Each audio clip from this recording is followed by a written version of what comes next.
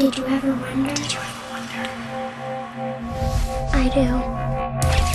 Did you ever wonder why the sun always rises, but the stars never fall? Why dry land is never satisfied by water? And why fire never says enough?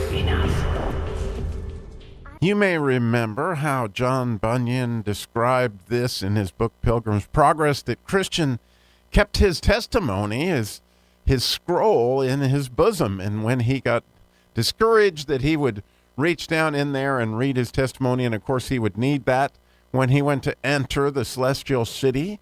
And I don't know if you've ever made the connection. God made it for me in such a spectacular way, in the way that your story is connected to your heart.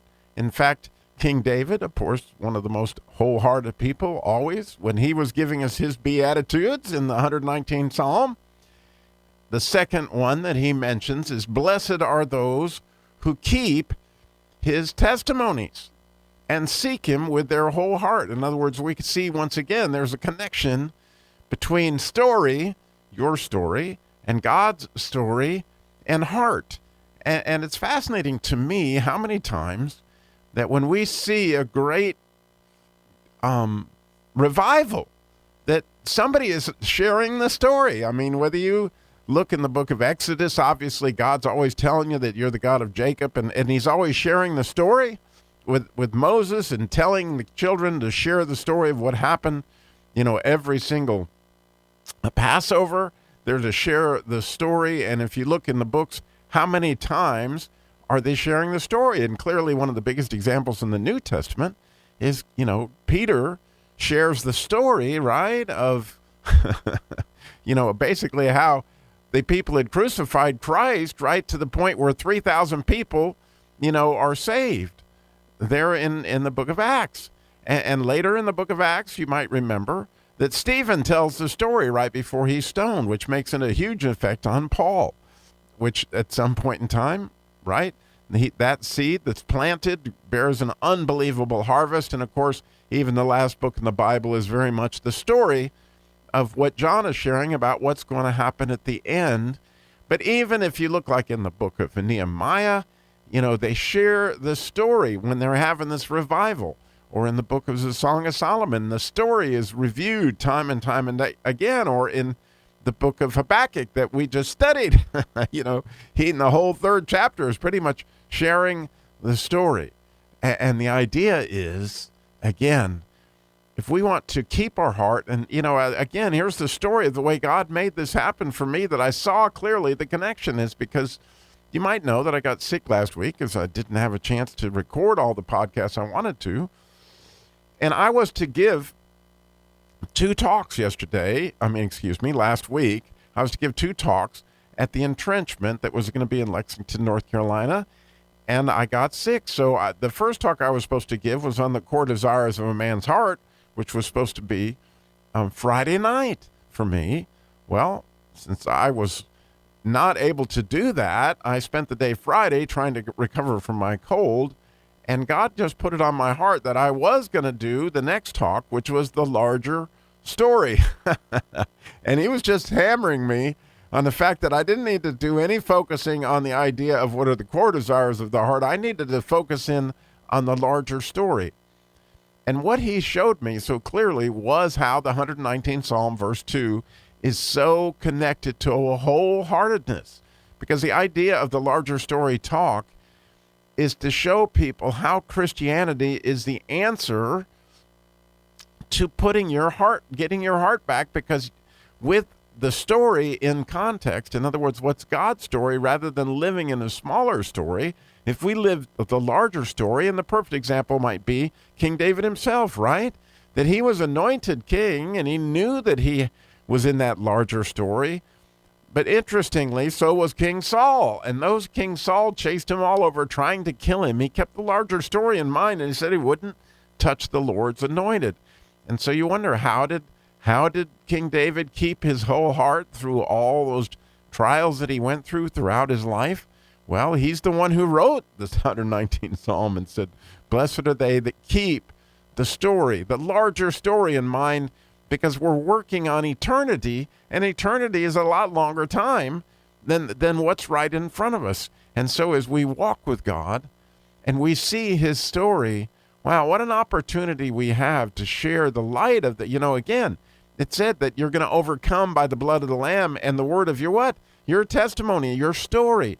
And the idea of story is what literally keeps my shows on the air, I know, is people love to hear the stories that my listeners share about how God has come in their lives. And the thing of it is that's what people really are longing to hear, is that God is really for us, not against us. And so when you saw that in any way, shape, or form, you are an eyewitness, and you can give testimony. And it says you're going to receive strength when you do that. And again, just go to 119th Psalm and look at all the different ways that King David mentions the use of testimonies. It's amazing. This whole idea of story and wholehearted, and that being connected to your testimony, is a giant wonder to me.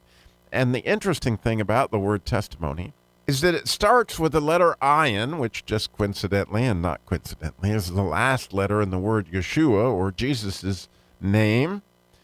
And the idea of that is a vision in so many different ways, because if you look at it, it looks sort of like a Y, because there are two eyes, and they come together at one point to make sort of a Y, to give one vision from two different perspectives. But it also looks, coincidentally or not, like a yoke. And so the interesting thing is you get God's vision as you take on his yoke and you begin to see things from his standpoint, and you become an eyewitness to what God is doing. Because the more you get God's vision, obviously, the more you take on his yoke. It's an amazing thing. And that whole interesting word, it begins the word servant as well. And since the second letter in the word testimony is Dalet, it fits very well with the idea of the servant. It fits very well with the idea of somebody has a vision for love, because we've talked about many times how that letter Dalet has to do with love. And the last letter in the word testimony is a letter Hey, which is telling us that we're going to express, right? The letter Hey means to express. And so it's a beautiful thing that when you have God's vision as a servant and you express what you have seen, you're sharing something that touches hearts, because there's a gigantic connection. And Jesus knows this all so well. And you always know the power of story. It's the reason why movies capture your heart. And it's one of the reasons that we use the movie clips in the masculine journey when we're sharing. It's a reason that Jesus talked in parables, because we have the way that we orientate ourselves to everybody is, tell me the story. What's going on in your life? Once you know the context of the story, then all of a sudden things begin to make sense to your heart. Your heart speaks the language of story. And so when you see a movie that then something just resonates in you, and the next thing you know, you're crying, or the next thing you know, you're excited, or the next thing you know, you feel totally engaged. It has to do with you are getting a context, which you then see as a context of your own life. You relate to it in some different way, and it touches your heart. Well, that is the power of your story. Once you know the story and you share the story, even how I share the story today of how God gave me this idea on story. And so, interestingly, I'm at the point where I'm asking God, in the story, my story, because I'd love to have him order my steps in his word. Okay, God, where are we going? And so he told me this weekend, he said, I want you to go to the Ayin chapter. And I said, well, that's interesting.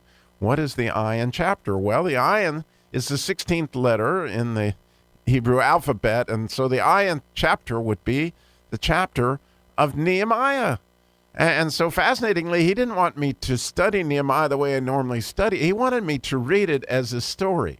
And so I spent the last 2 days reading Nehemiah as a story, and because Nehemiah clearly had God's vision, okay, in so many different ways. And so we'll be excited to be jumping into that next time. But right now, we just want to wonder about how story is connected to the heart, and how you might be able to share your story or a story with somebody. How God worked in your life just today or last week or whatever it is. Believe me, you will overcome by the blood of the Lamb and the word of your testimony. Did you ever wonder?